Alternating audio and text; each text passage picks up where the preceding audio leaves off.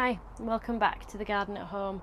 I've been doing a lot of thinking about the garden at home this week because I knew I was going to be filming in here this week, and I've been thinking about the front garden particularly because I'll be honest with you, the front garden has not been a success this year. But with anything, successes, they don't quite teach us as much as our failures do.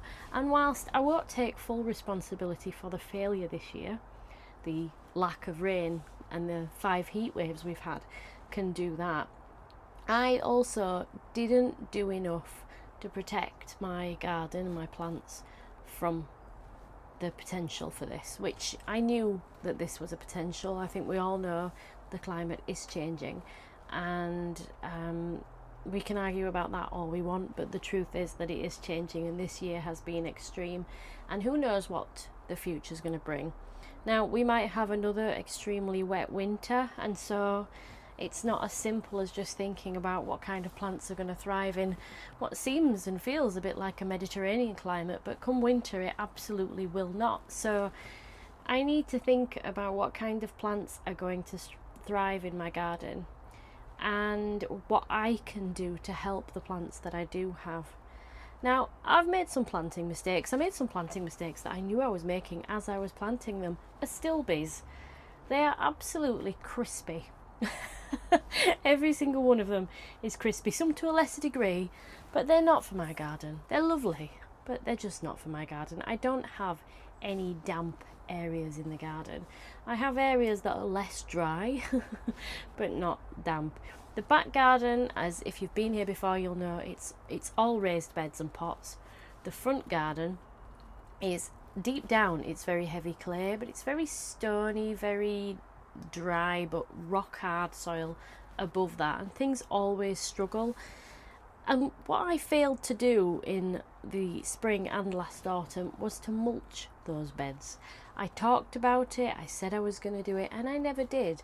And if back in spring, when we had all that very wet weather, I had mulched with the well-rotted manure that I was going to use, and then added a landscape bark over the top, we might be looking at something quite different. Now, I think the garden would still struggle because I don't think that I can completely avoid any damage from a drought, but I do think the plants would have stood a better chance. Now, a lot of it is doing okay. It's not thriving, but it's surviving.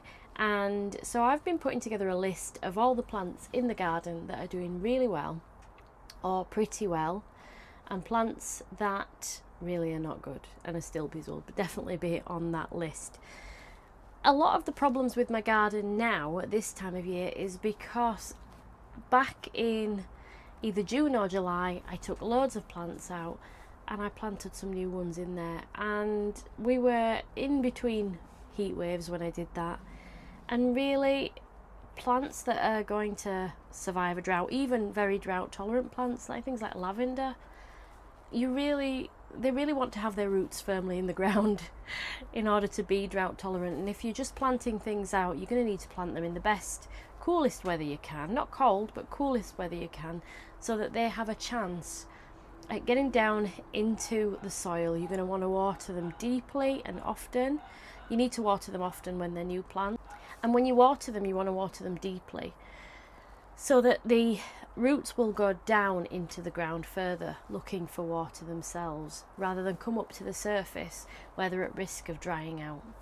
And a lot of the things that I've planted, they've not done well, and I hope that some of them will survive. I hope they'll all survive. Even Verbena Bampton, I got that this year on the recommendation of some subscribers, and it is something that likes the dry hot weather, but it is not doing well. So I've been giving that really good watering, and also, it's not practical to just say, oh, we'll just water it loads. I have been watering a fair bit, and I've just got my water bill. I'm on a meter, and it's gone up £25 a month. I can't keep doing that endlessly, and I don't think just throwing water at the problem will help, because we need to preserve and conserve water as much as we can as well. I do agree that we should water our gardens to an extent, because I think we need to make sure that we're keeping food sources alive for pollinators. and helping the general ecosystem, because, you know, gardening for wildlife is kind of what I like to do. So I think what we need to do is think about plants that can survive our cold, wet winters, and also our dry, hot summers potentially, and that are good for pollinators. And that is a challenge, isn't it? So I've put together a list of plants that I have really loved this year, and well, I hope you like them. And the first plant on that list is Nepeta. This is a plant that I have fallen in love with this year. It is such a hard-working little plant. Not only do the leaves smell nice if you crush them, you get those volatile oils. The flowers are absolute magnets for pollinators, and they're so pretty. They really are so pretty. And although the ones in the front garden have got a little bit crusty and crunchy, the new growth's been coming up. You know, the new growth is showing under there, and it looks really healthy still. So yeah, Nepeta is first on my list. And next up, right next to the Nepeta, is Erigeron kavinskianus, or Mexican fleabane. This is a plant that I have at the allotment by the pond. I have it growing in concrete pots at the front. This is a young one, and actually I've grown loads from seed this year, but not actually planted all of them out, so they've got a bit crispy as well. But if you leave them in module trays and don't water them, that is bound to happen. But yeah, Erigeron, and I do plan on growing more. I'm going to try and rescue the ones that I've grown, and I do plan on planting them around to create ground cover. Next is hardy geraniums in general really, but this one is an absolute new favourite of mine. This is Geranium Roseanne, and I have gone on about her all year because honestly this is a new plant to me. We've got this one here, and then over here in the corner, if I take you around here, we'll go around here and we'll find this one here. There. And this one's battling Japanese anemones, because I get Japanese anemones coming up all over this area, because we had some in there about 7 years ago. We've got one in a pot here. Now you can see this one is in a little terracotta pot, and it's not doing bad. It's been flowering for ages, but obviously it's in a small pot and it has dried out a couple of times. You can see around it there's some dry scabious, but there's work to be done. There is work to be done on this particular area. And when I went to the garden centre a couple of weeks ago, I showed you that I did find this Geranium Roseanne on sale. It was a real bargain. I was very happy. It was £6 reduced from 14 or £13.99. So this is another one that I am going to be including more of in the garden.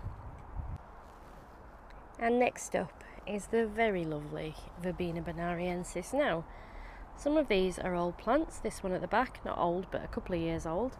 But a lot of this at the front is new self-seeded, our new self-seeded plants. And these are doing okay. Now, I will point out at this point, though, that the back garden has had a lot more water than the front garden, because I've had the pots. So I've been watering the borders as well because they're raised. But also, because these are raised beds, they've got a lot more compost in them, and they've had an awful lot more organic material over the years. So I think that's a massive big bonus for them. Next up, we've got salvias. Now, please don't take these to be a finest example of salvias. This is Nemrosa caradonna, and this is Rose Marvel. Now, as you can see, they have still struggled, but they are putting on some new growth after I cut them back. We've had some new growth since then, and I've cut that back again, or some of it, and it's growing again. And this one over here, that one, I don't know what variety that one is, but that's still doing okay. And I'm really, really happy about that, because I absolutely love it. I love that pinky colour. Now, lavender has done well. This is just lavender Munstead, I believe. It's just English lavender, and it has been in a few years. It took a few years to get going, I'll be honest with you, because the ground under here, I think there might be a patio buried under this garden, you know, because when you dig down, you do hit a lot of big stones that I don't seem to be able to get out. And if you remember, if you were here then, a couple of years ago, we dug up our lawn in the back garden and found a patio about about a foot underneath the garden. So yeah, now I will say about the front garden, I haven't done an awful lot of deadheading. I haven't done any deadheading for a while actually. So you know, things are going to look a bit scrappy when you haven't done that. So there's a lot that needs cutting back, and the pear tree unfortunately is going to have to come out because it has a fungal disease, and we've tried to manage it as well as we can, but I'm not prepared to use any kind of chemicals to kill the fungus, and we've got absolutely no crop on it now this year, so that's going to have to come out, and we're going to get something else in its place. Another plant that's done quite well in the front garden is this Rudbeckia. It's been spreading over the years. There is an echinacea in there with it, but I don't think that's going to do very well. But yeah, the Rudbeckia. There's another lavender, and there's a different kind of salvia. Now I don't know the variety of this salvia, because I've said before, this is from a cutting my dad pinched from somewhere, so we call it Benimbra, because that's where it came from. Yeah, another plant that would have done better had it not have been brand new to my garden is this Eryngium or sea holly. As you can see, it's fallen over, but it's flowering in the middle of this salvia, which is salvia icing sugar, which I've had before and I absolutely love it. So this is another good one as well. I think salvias in general, that salvia is really struggling, but I'm hoping that we can kind of keep it alive. Now this is a Penstemon plumjercum, and I wouldn't say that they've exactly been thriving in the garden this year, but they haven't done too bad. I mean, they don't look half dead, do they? They haven't grown massively, and the ones I've got in pots have put on quite a lot of growth. So I think they've struggled, but I think that they will come on a lot next year. You know, you've got the sleep, creep and leap of perennials for their third year, and I think that really does, you know, I do kind of agree with that in my experience, that that's kind of how things are. You've got another Roseanne there. That's really been struggling a bit, but it's still going, it's still flowering, and yeah, I'm very happy with it. So another plant that's done really well in my garden this year, and every year that I've lived in this garden, is Japanese anemones, and actually I think they've done too well. They always do too well. I showed you earlier with the geranium Roseanne that we're always getting Japanese anemones coming back through there. If you want to plant Japanese anemones, please do. They are beautiful plants. However, be warned that they will spread if they are happy, and they can become a little bit thug-like. Now, I don't mind because I haven't had a lot of success growing in the area where they are, but they've been there since we moved in. We renovated the whole garden, but they were still there, and then my mum divided them up and planted some in the back garden. I decided they were too big for my narrow borders, and so dug them out, and I am still, to this day, that's about 7 years ago now, and I'm still taking them out.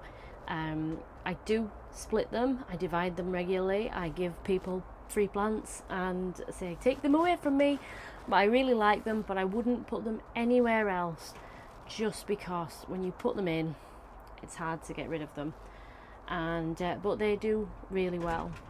Another one that's gone well, reasonably well, it's looking shabby now, but I think that's time of year as well, because we seem to be approaching the kind of autumn season a little bit early, and that is Astrantia. Now I only have one variety of Astrantia, it's called Florence. I got it because my daughter's called Florence, and to be honest, I don't think it's the nicest Astrantia on the market. It's small, it's little, it's got very pale, soft, pretty flowers, but I think there are some better, sort of slightly bolder, more bold varieties that I would like to add into the garden, but because I know that one does particularly well in that area, I will probably get a few more. Maybe there's a variety called Roma that I like, which is a reddish pink or a pinky red, and it's getting windy, and that looks really nice. But the thing that I need to do next is I need to look at plants that have not done well and remove them, and I have decided to take out my hydrangeas. The problem with the hydrangeas is that Annabelle has got very large. She's very lovely when she's in flower, and but normally, not this year obviously, normally we get a heavy rain as soon as she's in flower and she collapses onto the floor, onto the ground, and that hasn't happened this year obviously, but she's gone over very quickly. I can't keep up with the watering because she's such a big plant that she needs an awful lot of water, And do you know what? She's not beneficial to pollinators. No. And neither is the red one, the pink one, sorry, next to her. So I have decided to remove them this autumn, and we'll be removing that conference pear as well. And I'm going to be digging out a lot of the plants that I've got in the garden and moving them around. Now, because I've had so many perennials in pots in the garden, in the cottage garden, cottage container garden this year, I've got plants that are going to benefit from going in the ground. But at the moment, we are forecast rain for a week, but I can't see it. It's one of those things where it forecasts 50% rain on, say, Wednesday, but when you look at the forecast, it's like 5% every hour, and you just think, that's not going to happen, is it? If it does happen, it's going to be such a minor rainfall. We need a lot of consistent rain at the moment just to bring it back, but then we don't, because we're going to get flooding then if that happens, aren't we? So it's all a bit of a mess, isn't it? But we do need some rain, and we need some soon. And obviously we're experiencing wildfires all around the world at the moment, and that's always a real worry, isn't it, for people as well. So let's hope we all get some rain soon that will help with that as well. But this autumn, I'm going to remove the plants that I don't want in place. I'm going to move plants into the positions I want them to be in, think about how I'm going to place things, and then I'm going to mulch the whole garden with well-rotted cow manure. And in the spring, I'm going to do that again. And in the spring, when I've done it, I'm going to then cover the well-rotted manure with a kind of landscape bark. And yes. But one thing I do want to do that I haven't done for many years is plant some spring bulbs this time. So because I'm going to be replanting my perennials, and it's probably going to be the tidiest the garden's been over the autumn winter, because I do prefer to leave the garden messy, but we need to think about how it's going to be next year. And I'm going to dig things up, move things around, and then plant things like alliums. I would love to have some alliums. Now, I love daffodils, but they bug me when they go over, having to wait 6 weeks. And I don't like to plait the foliage because it restricts the light that can get to the leaves, and you know, it does mean that you don't get as much energy going back into the bulbs then. So I think maybe tulips. Yeah, if you've got any suggestions for your favourite spring bulbs, please let me know, because I'm going to be ordering some soon. That's going to be exciting, isn't it? The back garden's not as bad. The back garden's been better. Like I said, it's been mulched regularly over the years. But again, there are some things that I'd like to change.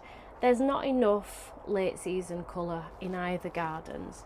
I have just noticed, actually, I've got some asters that are coming up, and I planted them last year thinking they were phlox, but they are in fact asters. But I've just noticed that one of the plants looks different to the other one, and it is in fact phlox because it's in flower.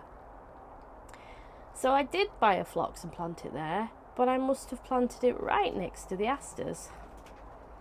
I mean, I know I plant densely, but there's a point at which it becomes ridiculous.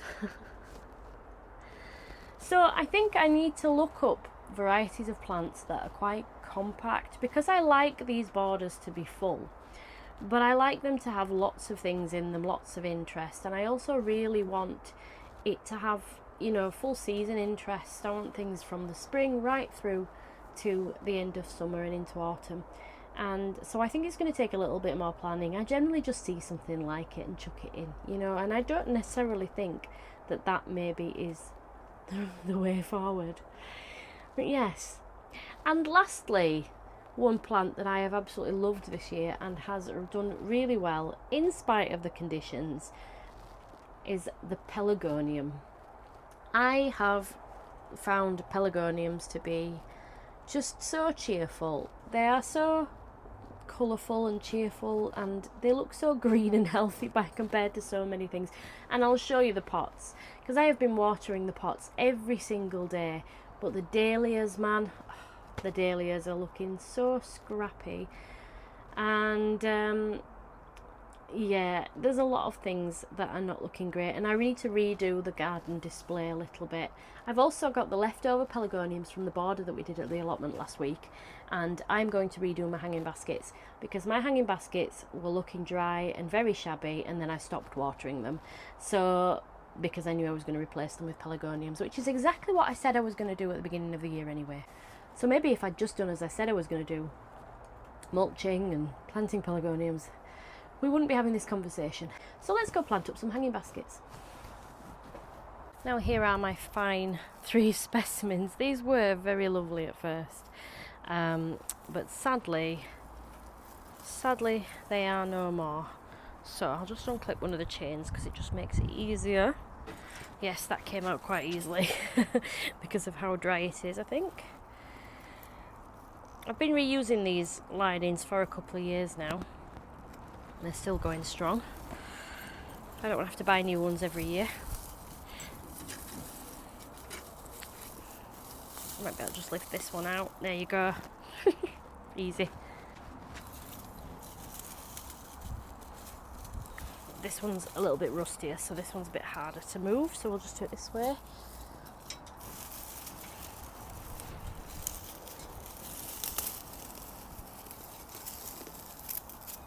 Now this one's an older liner. Oh, but it is coming up. It is. It's leaving some bits in there, but I'll get it out. I don't think it'll survive next year though. I think we might be on the last year of that one. Right, so what I've actually done is I've lined these liners with old bits of compost bag because I've just chopped them up and just dropped them in there because I need to create a bit more of a water reservoir. These liners are very free draining. The compost, the peat-free compost I'm going to use, is very free draining, and to be honest, it's not holding any water. It's not holding enough moisture for the plants. Now, although we are using these pelargoniums, they still do need some water, and yeah, so that's what I'm going to do. I'm going to pop a couple of little holes in the bottom, not much though, to be honest, and the holes I'm going to put around the edge really so that it can create a little bit of a reservoir in the middle. So you see, because I'm doing this, we are certainly, it's going to chuck it down, I would say now I've done this, it'll pour with rain for the rest of the season. But we don't mind. I promise I won't complain if it does rain a lot. I did complain about the rain at the beginning of this year. I think we all did, because we got so much. January and February was just the most miserable time. I don't think any of us mind sun. We don't mind the rain. We just want a bit of balance, don't we? Just a bit of balance. Right, let's get some compost. Now, I can't tell you whether this compost's any good or not, so I've only just started using it. This is what I used as a mulch the other day when we were planting up the dahlias and the pelargoniums. But we'll see. It's very fibrous, as peat-free often is. But yeah, it's we'll see, won't we? It's very solid. It's very compressed inside. Now I'm going to water this.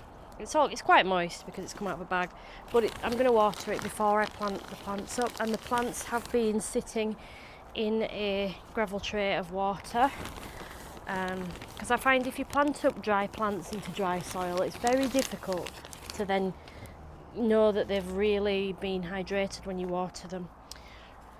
So yeah, I like to make sure things are watered beforehand. It can make it slimy and a little bit hard to manage, but for the plant to do its best and to survive, I think it's necessary, right? I've made such a mess as usual. Mark is going to tell me off. So we've got these geranium summer days that we were planting on the plot. Now I have got 1, 2, 3, 4, 5, 6, 7 left. So, and then we've got these ivy leaf ones, which I've got 9. So that's 3 of these per and 2 of these, and I might put 3 in the one that's different. So these 2 go on the side of my house. These are on an east facing wall, and this one is from a west facing wall in my south facing garden. So because I'm going to see this one more often, every time I look out my patio doors, I won't see the other ones unless I come outside. This one's still dry. I've watered it, but it's dry. I'm going to put this one in the middle. Right, let me go get my watering can. I've just disconnected my hose pipe from the outside tap and it was still turned on from this morning, unfortunately. It wasn't running because the hose pipe was off, but I've got absolutely covered in water when it disconnected. So yeah, I'm just going to do that. I'm just going to pop a bit on this geranium. I think these ones haven't been getting as much water as they need, so I'm just going to give these a little bit of a water now. It's very easy to underestimate the amount of water we need now for these plants. So I'll do that one in there. Now let's have a look at the ivy leaf, because they have actually come into flower. So some of them I do know what colour they are now, and some I don't. So we've got this really nice pink, and we've got a red there, and then we've got this like pinky, slightly more red pinky. So I know I've got 3 colours, so I'm going to use 3 colours in the one that I'm going to see all the time. So I'm just going to switch these around if I can.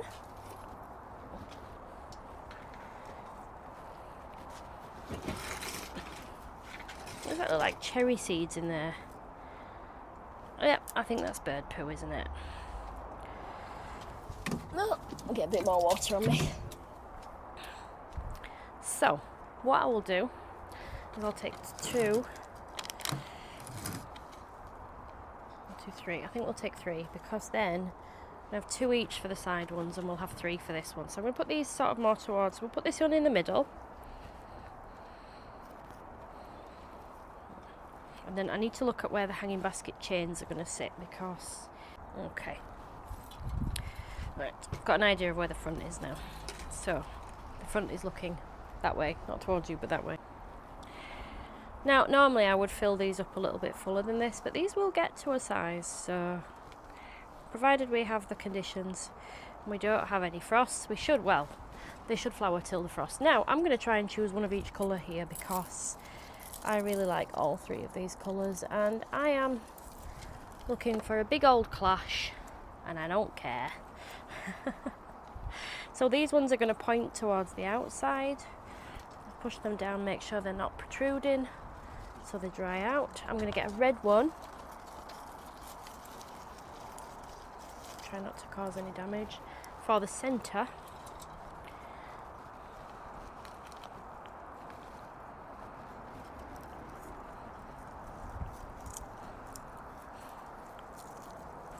and then this, what is that, the pink one? They're a bit tangly, so I know which one I'm getting is the one I'm getting. This one is that pink one. So I'm going to pop this in here.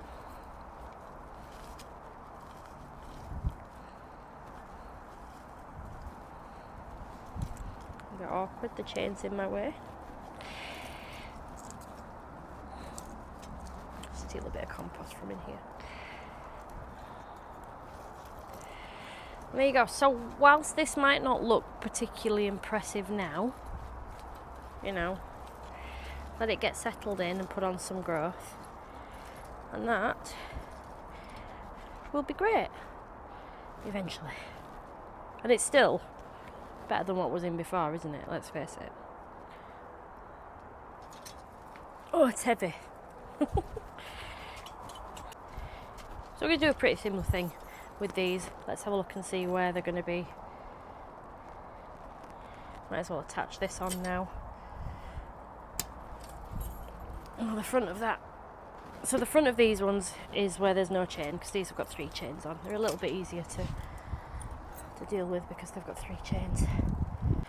Now I know hanging baskets are seen as a bit of an old-fashioned thing, so I'm curious to know, what do you think of hanging baskets? Do you like them? Do you agree that they're old-fashioned? Are they not really for you? I think they're great. Now these hanging baskets will go in a really windy spot as well. So yeah, because I've only got 2 of these summer day geraniums, I will pop these just equally at the back at either side, and then we'll do the front 3 in the front position.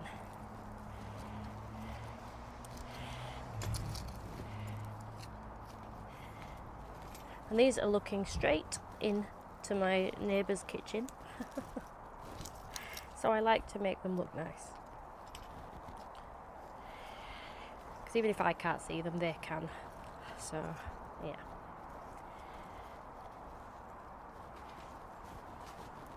And yeah, I'm using my hands. I always use my hands if it's just compost. It's just easier.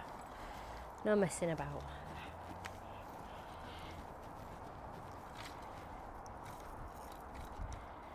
Right, where's that? That's there, so. And I'll get Mark to put these up because I've watered them already. And I'm going to water them again in a minute, just to water them in and make sure there's no air gaps between the plant roots and the compost. They're very heavy, so, and they will be even heavier, so that's where Mark will come in. He's got 2 weeks off work now, so I've got to tell you, he is going to be so ready to go back to work in a few weeks. He is. Lovely.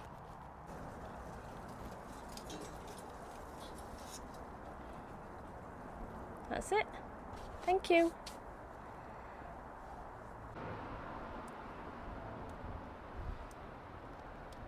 Now I've got a favour to ask. Now stick with me for this, because I know we all ask the same thing every week, but I've been speaking to some of my fellow gardeners on YouTube, and it seems that this year the YouTube algorithm has not been kind to gardening channels. And many of us are struggling to come close to the viewing figures we've had in previous years. Our content hasn't necessarily changed. In fact, if anything, it's improved as we become more experienced at creating videos. And you know, we all just want to be able to be successful off our own merit. You know, if we create decent videos, you guys will like it and you'll have access to it, and then you'll make your mind up whether you like it or not. Whereas with the algorithm, it just doesn't present our videos to people. And the only way that we can really see that we can overcome this is by us doing everything we need to do to create content that you enjoy and to tag things and do the best we can in that respect. But what makes the biggest difference to us is if those people who watch our videos like the videos and comment on the videos. This hype function, I still don't know what kind of an impact it has, but you get 3 hypes a week. So if you watch more than 3 YouTube videos, then please choose your favourites. Hopefully it'll be me. But no, choose the favourites and, you know, hit that hype button. And I'm not just asking on behalf of myself here. I'm asking on behalf of any YouTuber that you watch across the board in any subject. If you enjoy a video that somebody's made, please like it. And you know, if you leave a comment, all the better. It doesn't have to be a long comment. You can just say hi, like the video. You can leave an emoji. Leave me a plant pot emoji or a gardener emoji. It just helps to show YouTube, yeah, people want to see this, and it presents it to people. And not just for me, like I said, for any YouTuber that you follow, please like, subscribe, comment and hype. And you can even share it if you really want. Okay, that bit's done now. Let's go back to the gardening. You know, because I haven't filmed in the garden for a while at home. I haven't sat here, because I don't typically sit here. In a heat wave, I don't sit here. But it actually looks okay. I mean, we've got some very dried up Shasta daisies. The plants are fine. That's probably another one that's done alright, you know. The Shasta daisies, they look a bit shabby in the front garden, but in the back garden they're alright. But none of my Shasta daisies are new this year. I think that's the key, really. So if you are thinking of planting new plants for next year, my advice would be to do it in the autumn. Let those plants get their roots in the ground before the cold weather starts, and you'll have a stronger, healthier plant at the end of it. So yes, but I can see the Nepeta, which I love. Nepeta, I've obviously just fallen in love with Nepeta this year, and Geranium Roseanne. I need to bring some more colour into the garden next year. I think there's a lot of purple, because a lot of the things that do well, like salvias, Verbena bonariensis, the Geranium Roseanne, the Nepeta, they're all purple, and I love purple in the garden. I've said it before, I think it's my favourite colour in the garden, but it's my favourite colour because of how it contrasts or complements other colours in the garden as well. Yeah, I'm thinking of moving the Rambling Rose as well, Lady of the Lake. She's come back into flower. It's getting big in that spot and it's not easy to deadhead, so I'm thinking of moving her to the front garden, creating some kind of structure that she can grow up, maybe in the place of the hydrangea Annabelle. I'm not sure. So I'm going to go out and just have a bit of a deadhead and see what I can cut back, in the hope that I might get another flourish, because the weather forecast is for much cooler temperatures for at least the next 10 days, and then who knows beyond that. So if we get cooler temperatures and maybe some rain, we might see things pick up and improve. Now before I go today, I need to go to the allotment and do some watering, so do you fancy coming with me? Let's go. If you can hear the crunch of the grass, sounds like snow. There we are. Perennial sunflowers are looking lovely, and my sunflower up there. So, yeah, not too bad. Some deadheading to do, which I'll get done. Courgettes. Yeah, it's alright. Oh, pumpkins. Is anybody else's pumpkins really early this year? Really early. I mean, look at this. This is jack-o'-lantern. Still getting indentations. So I'm going to leave them, let the stem die back a bit, but yeah. How's this one looking?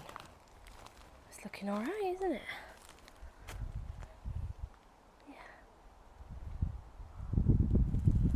Kale's doing pretty well. Very happy. It's always a relief after a couple of days to come up and find it hasn't all died. Well, maybe not all of it. Yeah, Dad said he came to water the other day and these had got a bit dry. A bit, yeah, they'd suffered from the heat. So he gave them a water. They do definitely, oh look, the spider mites are still there. I think these might be a lost cause now, I'll be honest with you. Not all looking so great in here.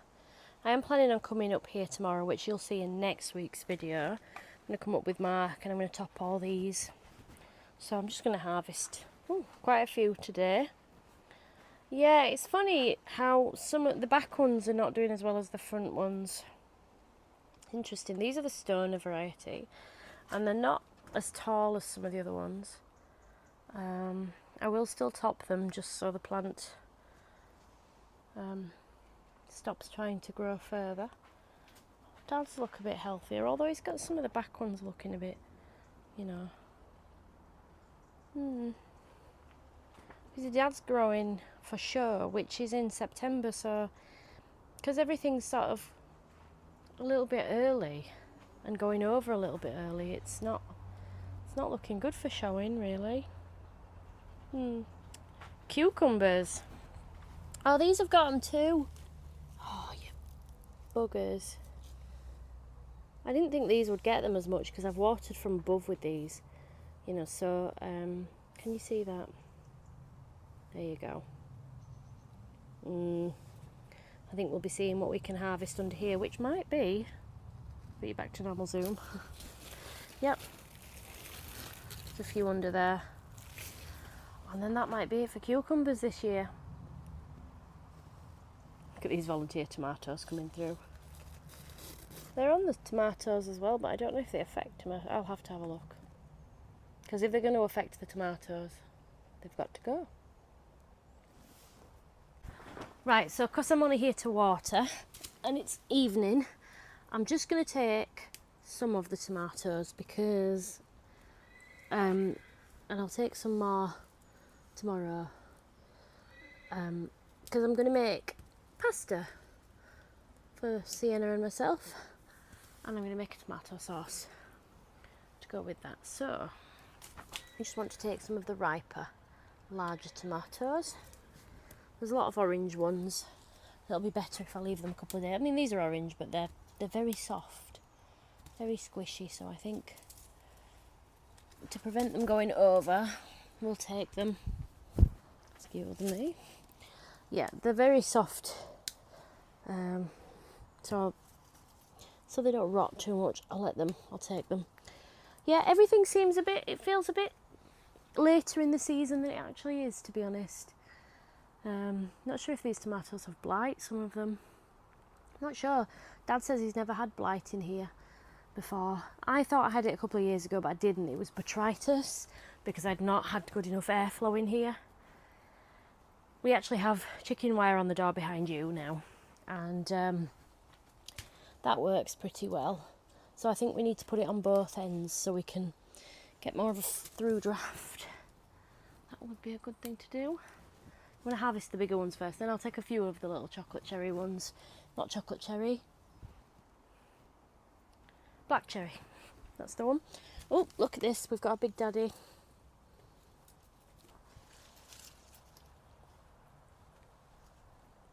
Please don't get damaged. There's another truss tangle up in it. Let's just take that away. That's unnecessary. There we go. Yeah, that's very ripe. Looks good. I have to say, Sun Baby's been amazing. We've had so many off that. Quite early to ripen as well, it was. There's lots of dead. I have to say, there's been a lot of watering happening in here. It's not gone more than a couple of days without any at any point, but yeah, it's still probably could have had more. What's this one? This one is, it's Moneymaker. It was all we've had off this one, because that one never grew taller than a foot. Don't know what happened there, because I got mine from one garden centre, and my parents actually got theirs from a different garden centre, and they've had exactly the same thing. It's like stunted somehow. I'll have to take a few of the smaller tomatoes as well, because if I don't, I'll be in trouble with my oldest. Because the tomatoes in the garden at home have gone now, except the dwarfs. The dwarf ones are fine, but there's only like 3 or 4 tomatoes on each plant, so I'm not getting a look in with those ones.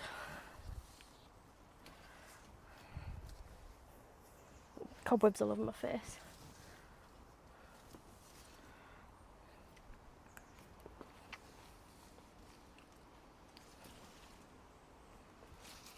She can't stop me when she's not here.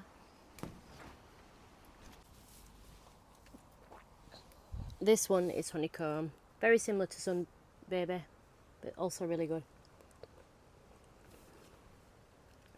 I don't know if Sun Baby tastes as nice as Sun Gold, but it doesn't split like Sun Gold does, which is really good. Sun Gold's a great one for picking and eating there and then, whereas Sun Baby will actually get home. This one will not. Now, something else I haven't had a lot of success with this year is peas. Now, this mess of peas essentially is just my 3rd attempt at getting some, and if I go home without some, I will absolutely be in trouble. That's a dried up one. I'm going to have to eat a couple of pods while I'm here as well, because I will not get a look in when I get home. My oldest will want them all. And you know what? I don't mind at all. It's nice when somebody does actually eat something that I grow. This one's for me. Peas never ever make it to the pan. Never. I've got to give you a marrow update. Look at this.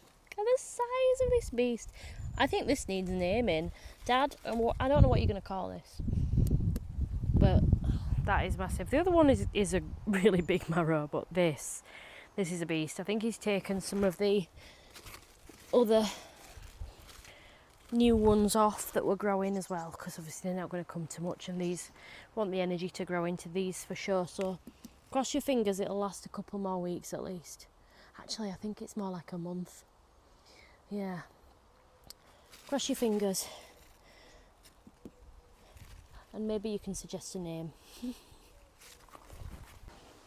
Right, that's it for me for this week. I've got my tomatoes and I've got my peas, and I'm going to have this one before I get home, because like I said, I get a look in when I get home with them. So thanks very much for being with me this week. I hope you have a great gardening week, and don't forget to leave your suggestions for drought tolerant plants that you've been enjoying in your gardens. What's worked, what hasn't, down in the comments, and I'll see you next week. Bye for now.